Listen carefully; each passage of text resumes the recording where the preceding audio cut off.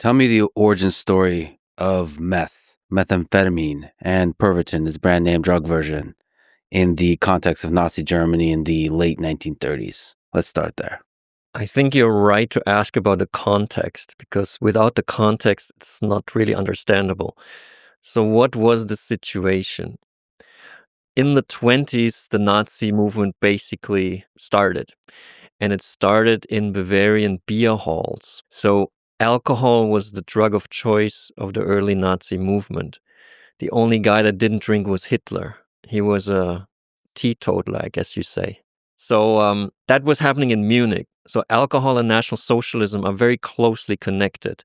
At the same time, in the 20s, in Berlin, there was a completely different thing going on. People were taking all kinds of drugs. This had to do actually with the defeat of Germany in the First World War. I mean, the context is a big context. The Versailles Treaty had the effect that the German economy was not really able to recover after the end of World War I. The Versailles Treaty was written basically by the Western victorious powers. Germany had no say in the negotiations. And I'm certainly not a German nationalist, not even a German patriot. But even I would say that the Versailles Treaty treated Germany somewhat unfair. I mean, it laid all the blame on Germany. And I mean, a war is a very complex thing. And the First World War, to examine how it actually started, is a very complex, story, and there's many factors to it. But the Versailles Treaty just said it was Germany's fault, and then Germany had to do all these payments to the Allies. It couldn't create a new economy. It couldn't have a new army. So the economy really went down. Everything in Berlin was cheap, and the people were using also substances that were very cheap in huge quantities.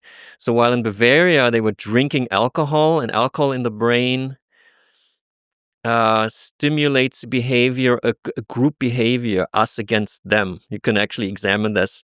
As a neuroscientist would know exactly how this works. While in Berlin, the drugs that were used were morphium, there was cocaine, there was mescaline, there was ether.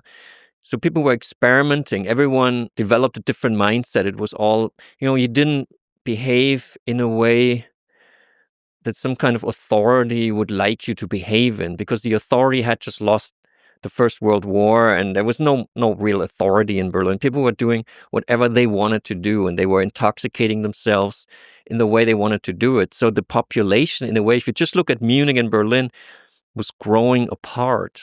Like, there were the alcohol people in Munich, the Nazis, and then there were these weird, diverse LGBTQ, whatever, scene in Berlin, like actresses sniffing ether in the morning and then making crazy moves. Could you speak to the nature, the motivation of the drug use in Berlin at the time? Was it a rebellion? Was it a way to deal with the difficult economic depression? Was it just the natural thing that young people do to explore themselves, to understand the world, to develop their culture? Like, what do we understand about drug use there? All of these factors come together. But it was the first time in modern history, in Germany at least, that there was no emperor.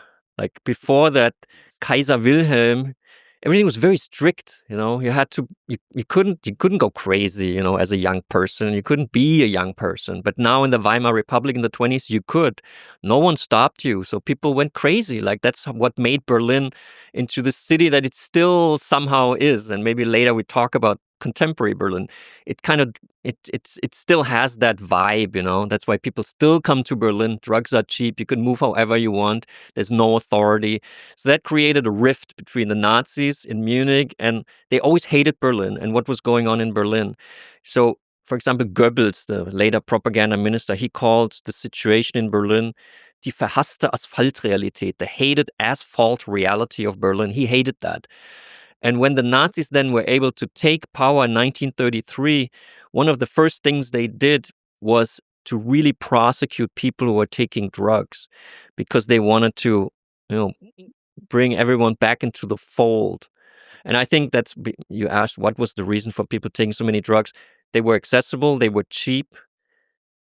But I think the most important thing is that they let you find yourself, maybe, or lose yourself, also possible. Can we also take a tangent there, because you have a connection to this place, Berlin, and this part of the world. Can you just briefly speak to that so we can contextualize even deeper the personal aspect of this? Because you understand the music of the people, the land, its history. There's something you can only really understand if you have been there and you have taken it in. And we'll return to this topic in multiple contexts, but in this particular way, as one human being who writes about this place, what's your own story? I grew up in West Germany, and this was during the Cold War. And Berlin, the walled-in city, was always like a big fascination. Because there was a wall. There was actually a wall in the city preventing people to move into another part. And I was from the West, fortunate enough to be from the free West. So I could travel to Berlin and I could leave. I could look at it. And I always loved Berlin. I thought it was a very vibey place. And then when the wall came down, I was still in school, but I immediately got into the car of my parents and drove there. I wanted to see how it came down. And then Berlin really in the 90s became a place that was very attractive to me. And I moved there then in the 90s. I was first living in New York. I wrote my first novel in New York. And I loved New York before Giuliani became mayor. He ruined the city.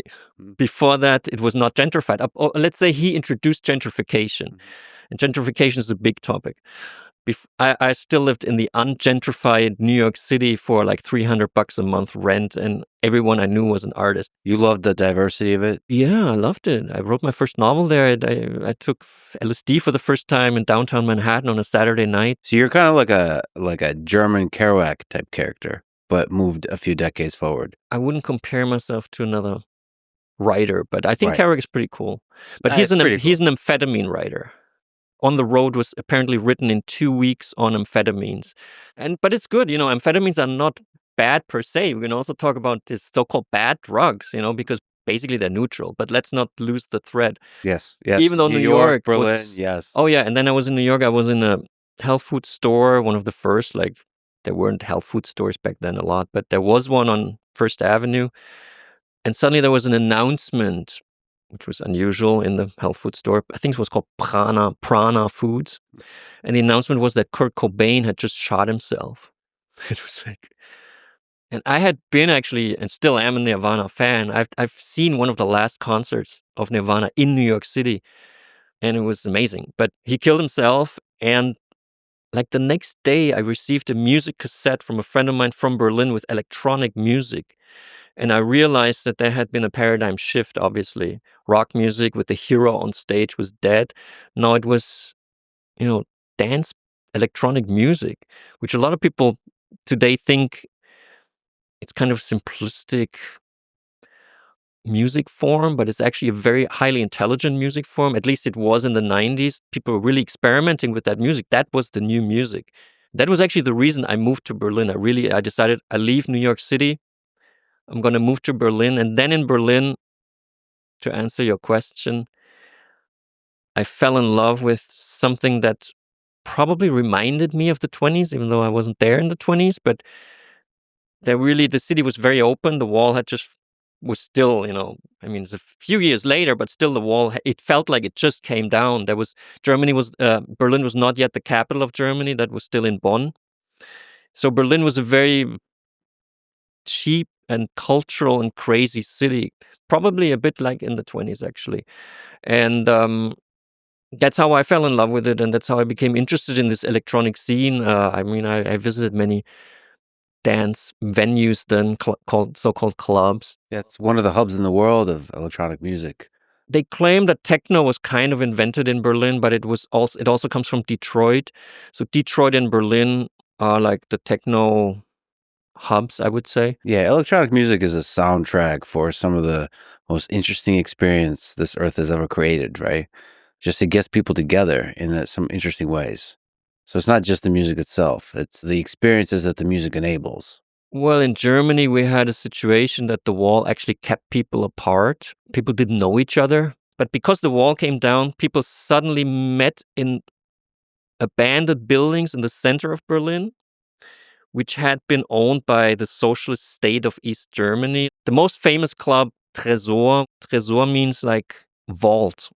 It was the big vault with the big doors, so that's where Tresor was, the club. It's so funny that the echo 100 years later, Berlin had all these left partiers, young people using drugs, and then Munich with the beer. And then that's where Hitler came out. So is that what we're supposed to imagine in the early days of the Nazi Party when Hitler's giving the speeches to just a handful of folks? They're all drunk? Well, it is a fact that the movement came out of the Bürgerbräu-Keller. It's a certain restaurant, pub in Munich. And that was not only a beer hall, that was also a political venue. And it was a right-wing venue. It was for right-wing populist people. Like communists wouldn't use it, even though communists are in many ways quite similar to the right wing, especially back then. But it was used by right-wingers, and Hitler didn't mind because people who are drunk are more susceptible to right-wing populism, I would claim now here. And Hitler would agree. So he did not think it was bad that these people were a bit drunk, or maybe even very drunk, because if you're drunk, you also get aggressive against others. Like he could play with that, you know. So drunk, aggressive towards others, but drunk in a group. It constitutes the group also. Yeah. If everyone is on the same alcohol level, you just go to Oktoberfest in Munich, which is not a political thing, but everyone, you know, you can kind of sense how it originated. And actually, the first time the Nazis tried to grab power was the so-called beer hall putsch. I mean, that's a historical event. It took place in 1923. And it was after a drunk night where they suddenly decided, now we're going to do it. So they came out of the Bürgerbräu-Keller, and they were all drunk except of Hitler.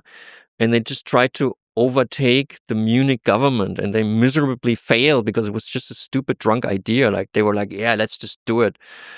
And the Bavaria police, quite sober that day, they just, you know, shot him to the ground. Hitler was almost killed. Like he just jumped behind his bodyguard. Göring, during the beer hall putsch, was wounded in his stomach with I think a gunshot. That's why he became a morphine addict. So this beer hall putsch in 23 had and severe effects. Also, they were sentenced to prison, and Hitler wrote Mein Kampf in prison. All of these little events come together. It's so interesting that for them it was just life. But now we look back, these critical moments in history that turned the tides of human civilization, right? So Hitler could have died there. And these characters of Göring that became larger than life, that influenced the lives and the deaths and the suffering of millions, all, first of all, could have been stopped then. And whatever that means when you look back at history. But all of those are just human beings developing their ideas, growing, developing groups, developing ideologies, and using drugs or drinking. I mean, that's why I thought it's interesting, for example, to examine Hitler's drug use. Mm-hmm. When I announced that to a historian while I was doing research, he helped me a lot with methamphetamine and the army, proper medicine historian from the University of Ulm. And then I said, no, I'm interested in Hitler. And he said, no, don't, this is not interesting. This is not serious. This is not serious history, but it's, you know, even Hitler was a person, you know. And if you understand, for example, the substance abuse of a person, of course you understand more about that person. And historians never had that idea before. Kershaw, for example, who's really he's very knowledgeable about National Socialism. Like many British historians, they always know more about German history than the German historians. But Kershaw really does. I think he's really good. But in his biography of Hitler, he just writes one sentence like, and then he had a crazy doctor called Morel who gave him dubious medications and drugs. And he stops there. And then he goes on to describe whatever. Yeah, we should say that Ian Kershaw is widely considered to be probably one of the greatest biographers of Hitler. I think he wrote the best biography of Hitler.